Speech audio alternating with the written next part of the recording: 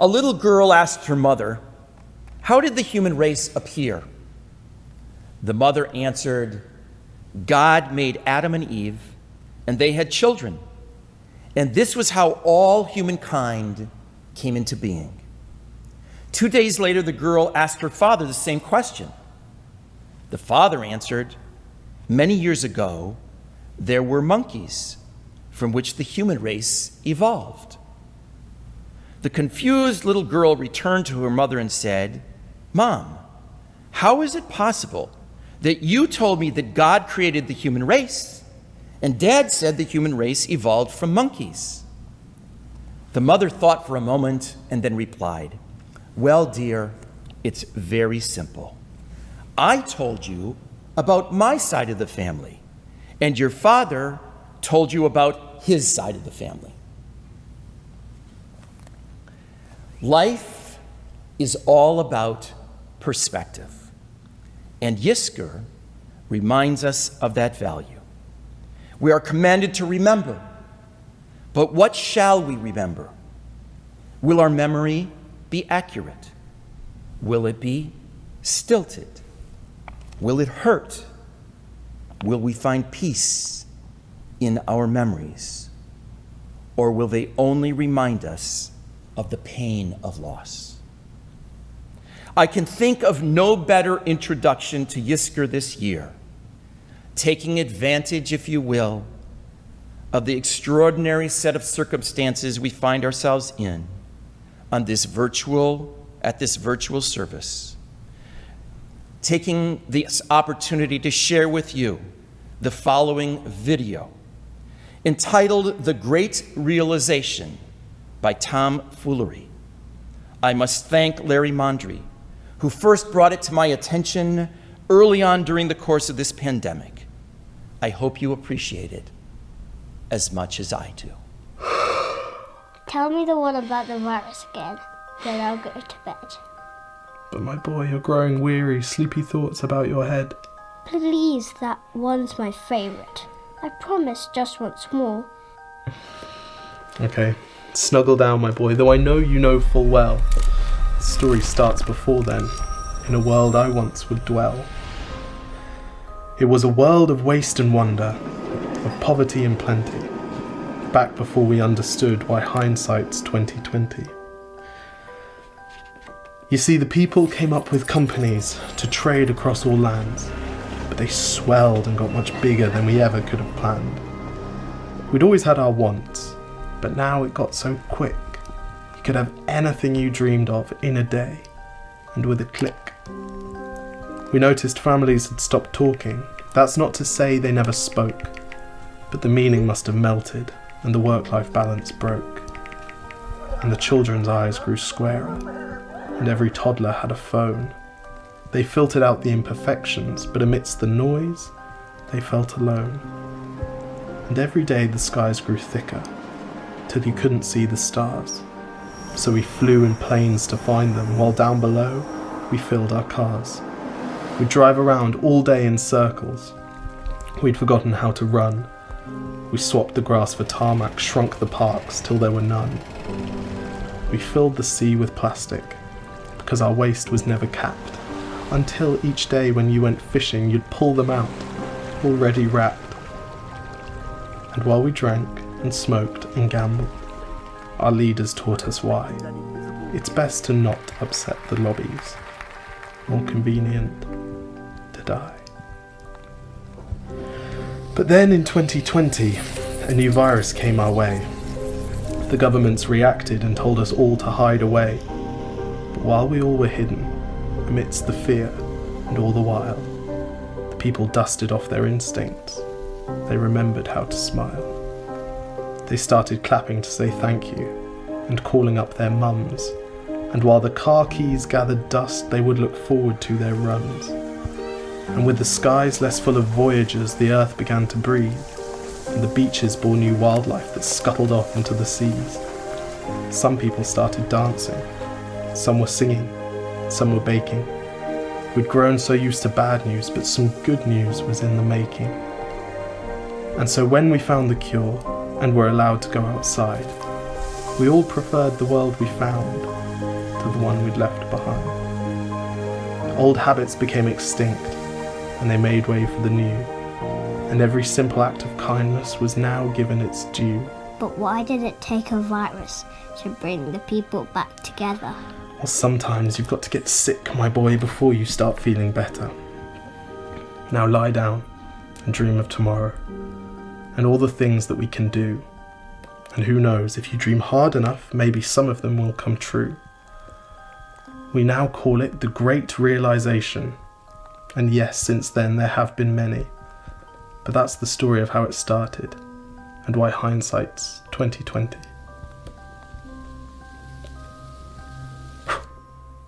Because if you look at the camera, they know someone's filming it because they can see you. Exactly. If you look at the camera, they know someone's filming it. Okay, lie back down.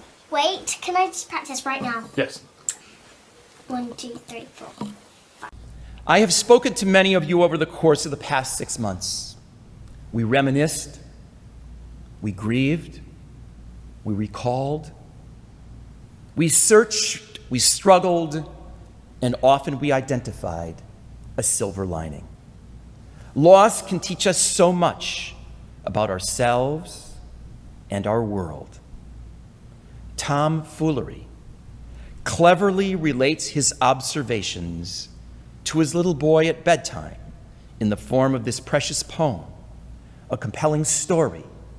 We might even call it a midrash.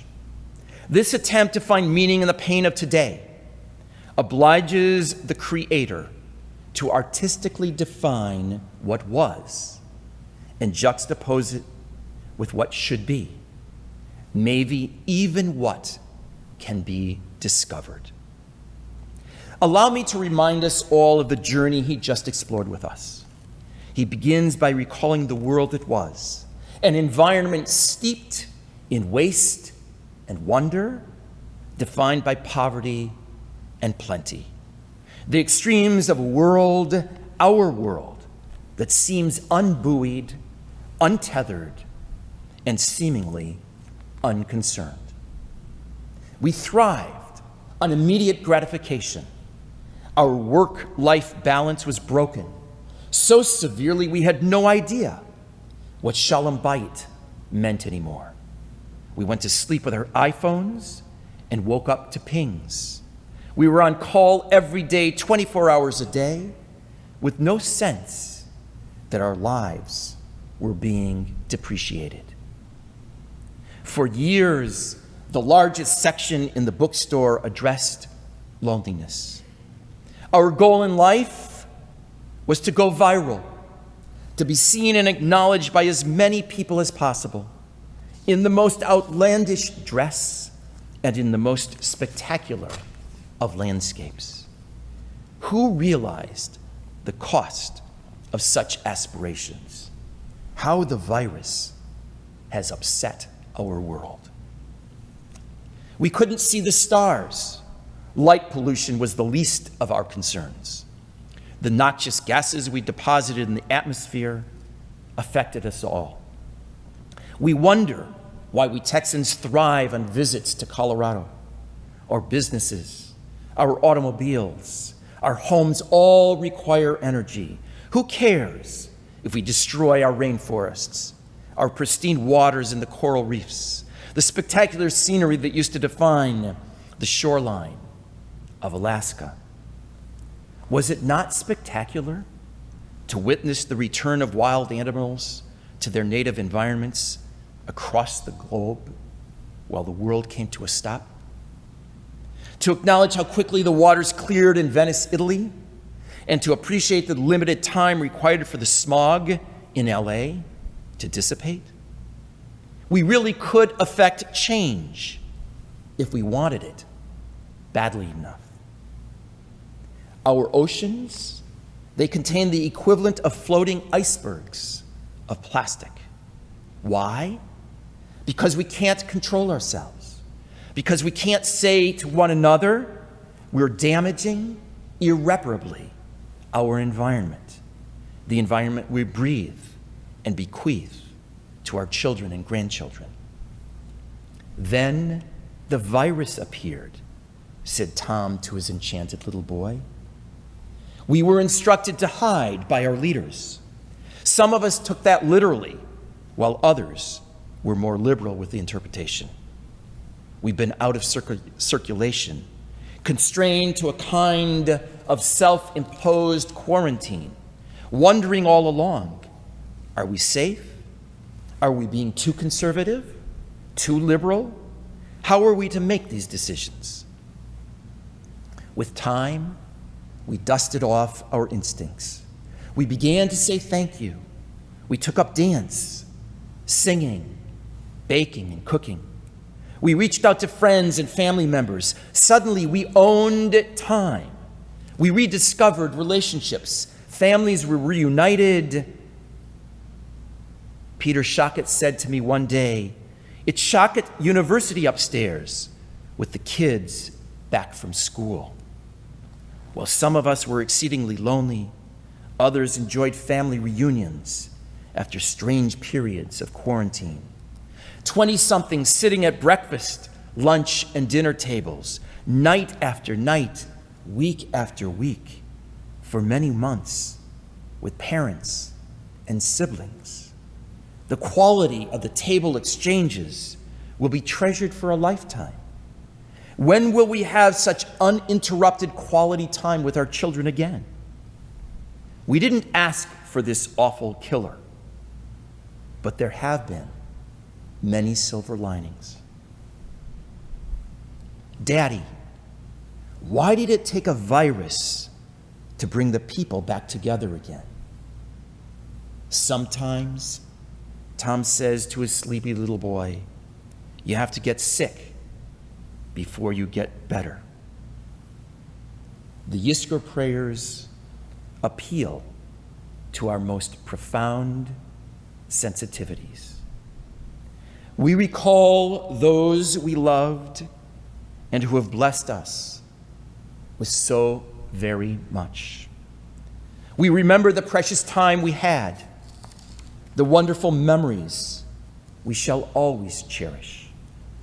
We replay the tape in our mind's eye of the values inculcated by those with whom we shared so much. The dance we will never forget, the fragrance that inspires so many fond memories, the bedtime stories, the rides in the car, the dreams we shared, the love we felt, the arguments we had, the accomplishments we enjoyed, the hurdles we overcame, and the celebrations we planned. We will not forget. But Yizkor also implores us to acknowledge the ephemeral nature of life, to make the most of the time we have on earth. That is what our loved ones would want us to do with the time we have. Tom tries to teach his little boy, and by extension, you and me. Let us not wait to get sick before we learn the lesson, to appreciate the blessing of life before it's too late. There is no more evocative piece of poetry than that which concludes the Unatan Tokef prayer. Adam yisodo me'afar v'sofar le'afar. Our origin is dust, and our end is dust. At the hazard of life, we earn our bread. We are like a fragile vessel, like the grass that withers, the flower that fades, the shadow that passes, the cloud that vanishes, the wind that blows, the dust that floats, the dream that flies away. Tom's son is mesmerized by this story because it captures his father's story, his father's past, his father's understanding of his world. Tom's little boy wants to understand everything he can of his father's world, his father's passions, his dreams, his struggles, and we do the same. We tell the stories of our loved ones to our children. As we do so, we instill our family's values in the next generation. That's what we do at the Pesach Seder table. At a traditional Friday night dinner, when children and guests listen to a Torah discussion or an argument about the world's issues, we're transmitting values. We're adding to our family's accrued wisdom. We're adding our generation's wrinkle.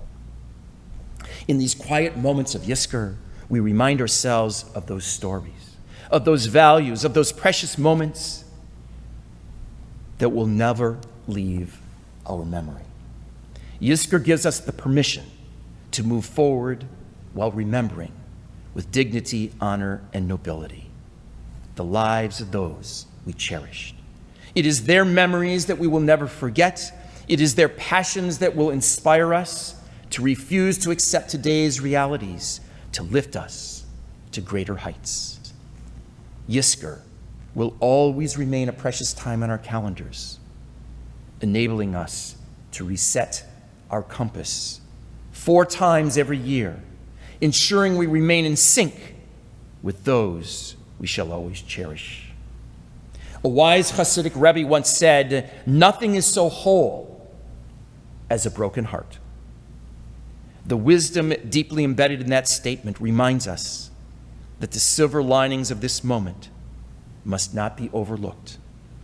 Yizkor, like this pandemic, reminds us of one of life's most significant truths. Little of, if anything, is more precious than time. We hold it in the palm of our hand, yet most of the time we feel like we are squeezed in its vices. Yizkor challenges us as tomfoolery challenges us. Don't let yesterday's loss prevent us from applying its lessons in the future. That is what makes us human. That is what our Jewish tradition begs us to consider. Psalm 27 ends with the most exquisite of language, Chazak v'yametz libecha v'kaveh el Adonai. Be strong, have courage, and place your hope, your trust in the Lord your God. May each of us find that kind of faith to guide us as we accept the challenges that confront us along the journey we call life.